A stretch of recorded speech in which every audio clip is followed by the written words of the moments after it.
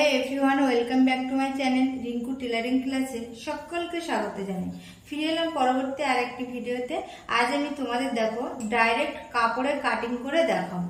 তো আজকে আমি 35 ছাতির ব্লাউজের সামনের পার্ট কাটিং করব, সাথে পিছনের পার্টটাও কাটিং করে নিয়েছি আগে, সেটা তোমাদেরকে দেখাবো।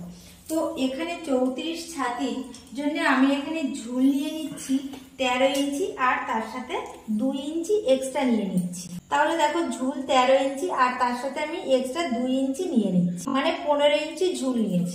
তারপরে এবার আমি পুট নিয়ে নেবো। যেহেতু এইটা আমি ইয়ার গলা করেছি পিছনেরটা, সেহেতু আমি পুটের মাপ যা ছিল তাকে 2 দিয়ে ভাগ করে নিয়েছি। নিয়ে এখানে হলো আমার পুট নেব 7 ইঞ্চি।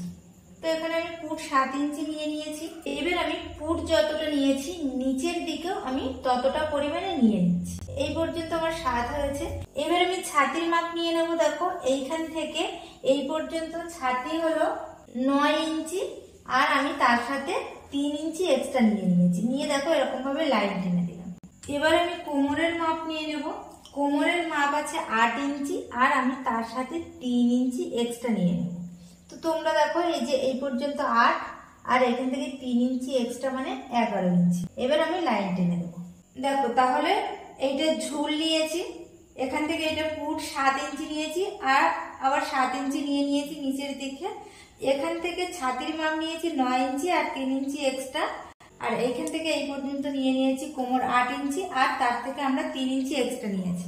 এবার দেখো এইটা আমাদের ফিটিংস মাপ ছিল। এইখান থেকে আমি দাগ দেব না, আমি তারপরের থেকে দেখো লাইন টেনে দিয়ে দিচ্ছি। দেখো এখান থেকে যে কর্নারটা হয়েছে সেখান থেকে আমি 1 ইঞ্চি ভিতরে আমি মার্ক করেছি, করে এইখান থেকে এরকম ভাবে রাউন্ড করে দেখো ফিটিংস মাপে আমি মিলিয়ে দিয়েছি। এখানে দেখো অবশ্যই কিন্তু ফিটিংস মাপে মিলিয়ে দিতে হবে, তাহলে এখানে আমার নেওয়া হয়ে গেছে। এখান থেকে আমি প্রথমে গলার চওড়া নিয়ে নেব। গলার চওড়া নেব 2.5 ইঞ্চি। 2.5 ইঞ্চি আমি গলার চওড়া নিয়েছি এখানে। আর এইখান থেকে আমি গলার ডিপটা নিয়ে নেব 7 ইঞ্চি।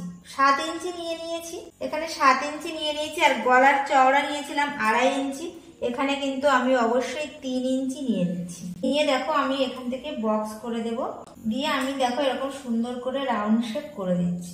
এখানে আমার গলা বেরিয়ে গেল। এইবার আমি কি করব, এল বের করব। এল এর মাপ আমি বের করব নিচের দিক থেকে। এখানে 4 ইঞ্চিতে আমি এল নিয়েছি এখানে, আর এই সাইডে নিয়েছি 3 ইঞ্চি। 3 ইঞ্চিতে আমি এল নিয়ে নিচ্ছি। নিয়ে দেখো এরকম ভাবে আলতো ভাবে এরকম ভাবে মিলিয়ে দিয়েছি। এটা আমার এল বেরিয়ে গেছে। এবার আমি সামনের থেকে এখান থেকে পয়েন্টের মাপ নিয়ে নেব 9.5 ইঞ্চি। আর তারপরে আমি বি এর মাপ নেব। বি এর মাপ এখান থেকে নেব 7 ইঞ্চি। বি এর মাপ নিয়ে নিচ্ছি, নিয়ে তার উপর থেকে আমি সোজা লাইন এদিকে টেনে দিচ্ছি।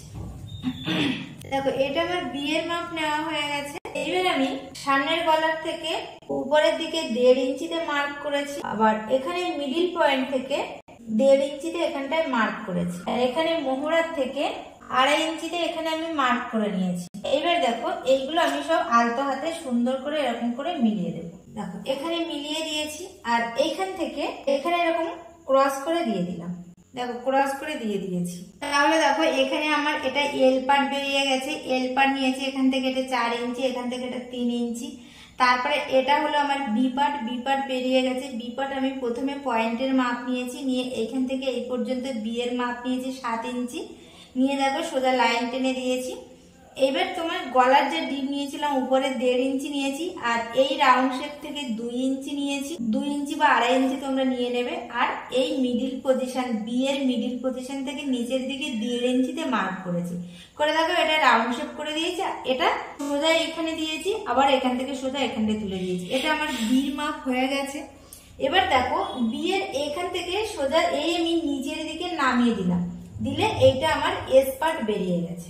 এটা আমার এস। এখানে আমার মোটামুটি বি এল এস বেরিয়ে গেছে। আমি পি পার্টটা সাইড থেকে বের করে পি এর মাপ বের করব। পি এর মাপ আমি কিভাবে বের করব, এখান থেকে এই পর্যন্ত বি এর মাপ নিয়েছি 7 ইঞ্চি। এইবার আমি এখানে মাপ নিয়ে নেব 8 ইঞ্চি। দেখো 8 ইঞ্চিতে আমি মার্ক করেছি। করে এবার আমি দুই সাইডে কতটা করে নেব, এল এর যা নিয়েছিলাম ঠিক এরও তাই নেব। এল এর এক সাইডে নিয়েছিলাম 4 ইঞ্চি, তো আমি এখানে 4 ইঞ্চিতে মার্ক করে নিলাম এই যে। আর আরেক সাইডে নেব 3 ইঞ্চি। 3 ইঞ্চিতে মার্ক করেছি, করে দেখো সুন্দর করে এরকম ভাবে আমি দেখো এখানটা এটা পি পার্ট বের করেছি। এবার পি পার্টের আমি মিডিল পজিশন করব 4 ইঞ্চি। 4 ইঞ্চি থেকে সোজা আমি দাগটা উপরে তুলে দিলাম, দিয়ে দেখো এই কর্নার থেকে হাফ ইঞ্চিতে মার্ক করবে, আবার এইখান থেকে হাফ ইঞ্চিতে মার্ক করবে, আর এখান থেকেও হাফ ইঞ্চিতে মার্ক করবে।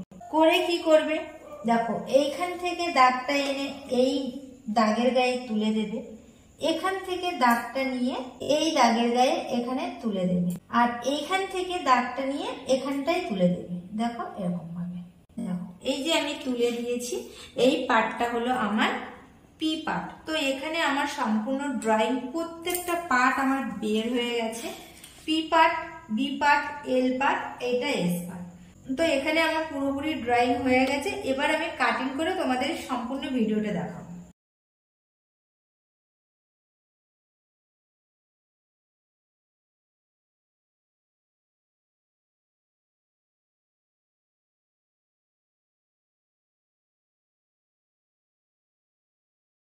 তো দেখো আমার ব্লাউজের প্রত্যেকটা পার্ট আমার এখানে কাটিং করা হয়ে গেছে। এর পিছনের পার্টটাও আমি কাটিং করে নিয়েছি।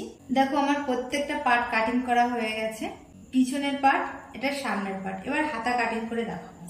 তো দেখো এখানে আমাদের ব্লাউজের আমি বলেছি কি যে 35-36 ব্লাউজের প্রত্যেকটা পার্ট কাটিং করে দেখাবো। তো দেখো এখানে আমার প্রত্যেকটা পার্ট কাটিং করা হয়ে গেছে। একটা ব্লাউজ বানাতে পিছনের পার্ট, সামনের পার্টের এল, এস, পি, বি, আর এখানে দুখানা হাতা আছে। তো এখানে আমার সম্পূর্ণ কাটিং হয়ে গেছে। আর তোমরা দেখতেই পাচ্ছ পিছনের পার্টে আমি দেখো এখানে একটা ছোট্ট ডিজাইন করেছি। তো তার জন্য দেখো এই টুকরো অংশটা আমি রেখে দিয়েছি, এটা বসিয়ে আমি একটা পট্টি কেটে নেবো, যেটা দিয়ে আমি পাইপিং করে এখানে পাইপিং বসাবো। ব্লাউজটা কাটিং হয়ে গেছে। তো ভিডিওটা যদি ভালো লেগে থাকে তাহলে অবশ্যই তোমরা একটা লাইক করবে, আর যারা নতুন এসছে তারা অবশ্যই কিন্তু চ্যানেলটা সাবস্ক্রাইব করবে, পাশে থাকা বেল বাটনটি প্রেস করে দেবে যাতে আমার দেওয়ার ভিডিওর নোটিফিকেশন তোমরা পেয়ে যাও। তো আজ এই পর্যন্ত, দেখা হবে পরবর্তী আরেকটি ভিডিওতে। আর তোমরা কিন্তু জানো যে আমি একটা 1.5 মাসের টেলারিং কোর্স করাচ্ছি। তো সেই কোর্সটা যদি করতে চাও অবশ্যই তোমরা আমার সাথে যোগাযোগ করবে, আমার ফোন নম্বর দেওয়া আছে। আর এই কোর্সটা কিন্তু আমি পুজোর পরের থেকেও কিন্তু ফাইনালি শুরু করব। আর এমনি আমার ব্যাচ চলছে, এখনো পুজোর আগে কেউ করলে করতে পারো, তা বাদেও আমি পুজোর পরের থেকেই কিন্তু বাড়িতে ব্যাচ শুরু করব। তো আজ এই পর্যন্ত, দেখা হবে পরবর্তী আরেকটি ভিডিওতে। সবাই ভালো থেকো আর সুস্থ থেকো।